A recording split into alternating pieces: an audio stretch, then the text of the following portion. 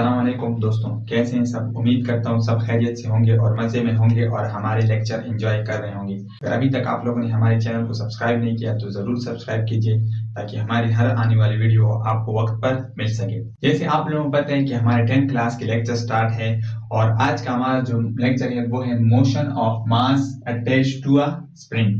इससे पहले हमने एक वीडियो अपलोड किया है सिंपल हार्मोनिक मोशन के बारे में और हमने आपको बताया था कि सिंपल हार्मोनिक मोशन के लिए किसी भी ऑब्जेक्ट को सिंपल हार्मोनिक मोशन परफॉर्म करने के लिए दो कंडीशन जरूरी है। एक कि उसमें जो रिस्टोरिंग फोर्स है वो डायरेक्टली टुवर्ड द सेंटर की तरफ होनी चाहिए और इसके साथ जो एक्सेलरेशन है वो भी टुवर्ड द सेंटर होनी चाहिए। ये प्रूव करने के लिए हमने आपको कहा था कि हम 3 एग्जांपल लेंगे। पहले हमने ली बाल और बॉल वाली, वो उस पर डिटेल वीडियो हमने अपलोड किया। अगर आप लोगों ने वो नहीं देखी है तो पहले वो जाके देखें, तब ये वाले देखें तो आपको अच्छी तरीके से समझ आएगी। तो आज का हमारा गोल क्या है कि ये जो motion of mass attached to a spring है ये भी क्या है, एक सिंपल हार्मोनिक मोशन है। ये आप हमने मैथमेटिकली प्रूव करनी है, देखना है कि क्या ये सच में है या नहीं है और लास्ट में आपके पास ये रिजल्ट आनी चाहिए। मतलब ये वाला रिजल्ट अगर आपके पास इस मैथमेटिकल स्टेटमेंट से आएगी तो तब आपके पास क्या होगा, ये सिंपल हार्मोनिक मोशन होगा। अदरवाइज ये वाला सिस्टम सिंपल हार्मोनिक मोशन नहीं होगा, क्योंकि आपको पहले लेक्चर में हमने बताया कि हर oscillatory motion simple harmonic motion नहीं हो सकती, कुछ कंडीशन होगी तभी वो आपके पास क्या होगी, सिंपल हार्मोनिक मोशन।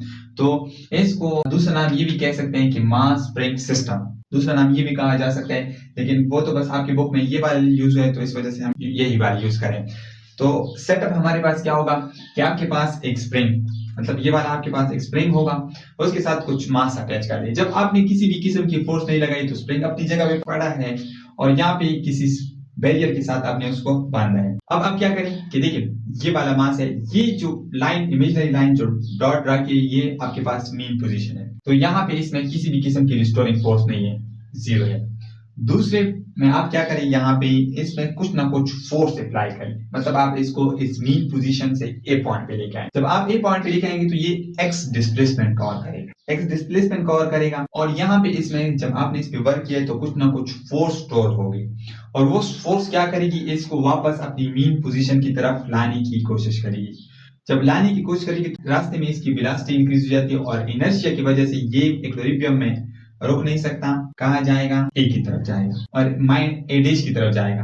तो अब इस साइड में भी कुछ ना कुछ डिस्प्लेसमेंट कवर कर लेगा, तो इस तरह ये ऐसी मोशन परफॉर्म करेगी और आहिस्ता आहिस्ता आके इधर ही रुकेगी। ठीक है, तो ये तो देखिए ऑसिलेशन तो कर रही है, क्या ये ऑसिलेशन जो है सिंपल हार्मोनिक मोशन वाली है या नहीं है, यही चीज हमने प्रूव करनी है। तो मैथमेटिकली हम स्टेटमेंट लिखते हैं, मैथमेटिकल स्टेटमेंट से अगर ये वाली रिजल्ट आ गई तो फिर तो ये सही है, सिंपल हार्मोनिक मोशन है। अगर नहीं आई तो फिर नहीं होगी। तो सबसे पहले हम लिख लेते हैं according to Hooke's law. 9th class में आपने हुक्स लॉ के बारे में पढ़ा है कि जब हुक्स लॉ हमें क्या बताती है कि जितनी आप रिस्टोरिंग फोर्स लगाते हैं वो डायरेक्टली प्रोपोर्शनल होती है -x से। मतलब अगर आपके पास जितनी डिस्प्लेसमेंट ज्यादा होगी उतनी ही आपके पास रिस्टोरिंग फोर्स ज्यादा होगी। अगर मैं यहाँ लेके आता हूँ तो यहाँ पे इस पे रिस्टोरिंग फोर्स कम होगी तो जाहिर बात है थोड़ी सी आएगी, और अगर यहाँ पे लेके आता हूँ तो रिस्टोरिंग फोर्स ज्यादा होगी। तो यही हुक्स लॉ के मुताबिक अब हम क्या कर लेते हैं, साइन ऑफ प्रोपोर्शनैलिटी को खत्म कर लेते हैं। ये आपके पास आ गई इक्वेशन 1। इधर के जो है ना ये क्या है, आपके पास कांस्टेंट ऑफ प्रोपोर्शनैलिटी है और ये मटेरियल टू मटेरियल फिर डिपेंड करती है। मतलब ये कांस्टेंट ऑफ स्प्रिंग है, हर स्प्रिंग की ये मुख्तलिफ होती है। के is a constant of proportionality और ये आपके पास के is the constant of proportionality. आपके पास के जो है ना वो क्या है, कांस्टेंट ऑफ प्रोपोर्शनैलिटी है और इसको हम स्प्रिंग कांस्टेंट भी कहते हैं। स्प्रिंग कांस्टेंट इस वजह से कहते हैं कि ये हर मटेरियल टू मटेरियल डिपेंड करती है। ठीक है, अब ये वाली इक्वेशन 1 आ गई। अब हमें पता है कि according to Newton second law के मुताबिक एफ रिस्टोरिंग ये किस चीज के बराबर होता है, फोर्स बराबर होते हैं ma। यहाँ पे रिस्टोरिंग फोर्स है, मतलब रिस्टोरिंग फोर्स बराबर होगी ma के बराबर होगी। असल में यहाँ पे फोर्स होता है लेकिन फोर्स की जगह पे हमारे पास कौन सी फोर्स, रिस्टोरिंग फोर्स है, तो इस वजह से हम इसके साथ लिख लेते हैं एफ रिस्टोरिंग। तो ये आपके पास आ गई इक्वेशन 2। अब देखिए लेफ्ट साइड दोनों का सेम है तो हम कंपैरिजन कर सकते हैं, तो हम लिखते हैं कंपेयरिंग इक्वेशन 1 एंड इक्वेशन 2। तो लेफ्ट साइड इक्वल है तो हम राइट साइड बराबर ले सकते हैं ma - k एक्स है। अब E माइनस के बाई एम एक्स, इधर देखिए यहाँ पे आपके पास के बाई एम एक्स, के बाई एम ये दोनों कांस्टेंट है, क्योंकि मास आपके पास कांस्टेंट होते हैं, मास चेंज नहीं हो सकती ना। जो स्प्रिंग आपने मास लिया है वही होगी इस सिस्टम में, परफॉर्म करेगी तो परफॉर्म करने में तो मास में तो कोई चेंज नहीं आएगी। और जो स्प्रिंग आपने किसी सिस्टम में यूज किया है तो उसकी कांस्टेंट तो सेम होगी ना, किसी भी किस्म की चेंज नहीं आएगी। तो यहाँ पे हम क्या कर लेते हैं कि ए, इसकी जगह पे हमारे पास अगेन एक कांस्टेंट आएगी, कांस्टेंट आएगी। अब हम क्या कर लेते हैं कि जब कांस्टेंट और साइन इक्वल साइन ये खत्म होती है तो आपके पास क्या आएगा, एक्स आएगा। देखिए यहाँ पे साइन ऑफ प्रोपोर्शनलिटी थी, साइन ऑफ प्रोपोर्शनलिटी हमने खत्म कर ली तो इक्वल और एक कांस्टेंट लगा दिया। इधर हम रिवर्स जाएंगे, हमारे पास एक कांस्टेंट है और इक्वल साइन है, अगर इन दोनों को हम खत्म करेंगे तो साइन ऑफ प्रोपोर्शनलिटी लगाएंगे। तो इस चीज से हमें ये बात जाहिर हो गई कि motion of mass attached to a spring आपके पास क्या है, ये एक सिंपल हार्मोनिक मोशन है। क्यों? क्योंकि इसमें जो एक्सेलरेशन है वो डायरेक्टली प्रोपोर्शनल है डिस्प्लेसमेंट के।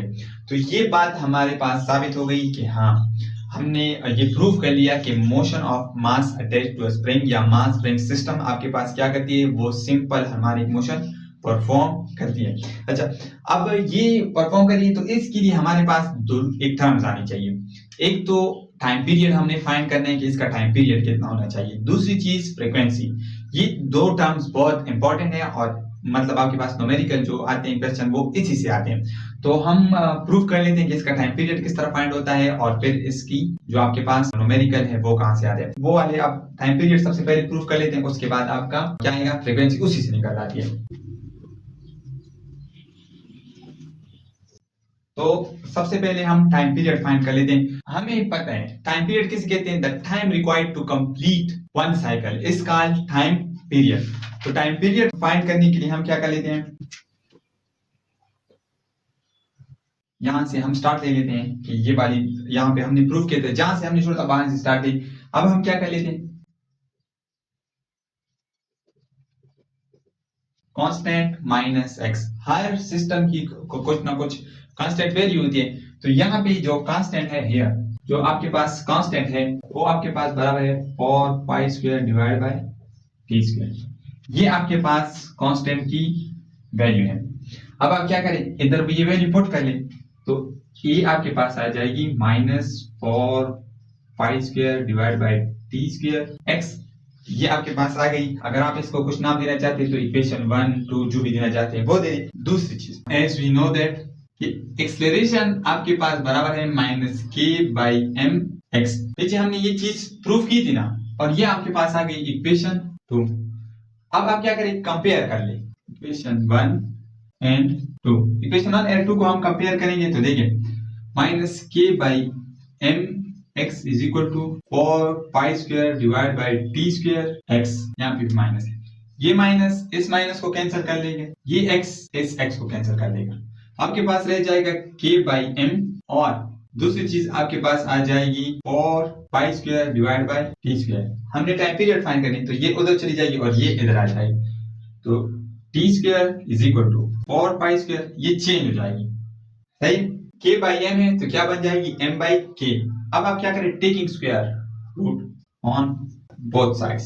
तो स्क्वायर रूट्स बोथ साइड्स पे लेने से क्या होगा, यहाँ पे टी स्क्वायर का भी स्क्वायर रूट और 4 पाई स्क्वायर k/m/k।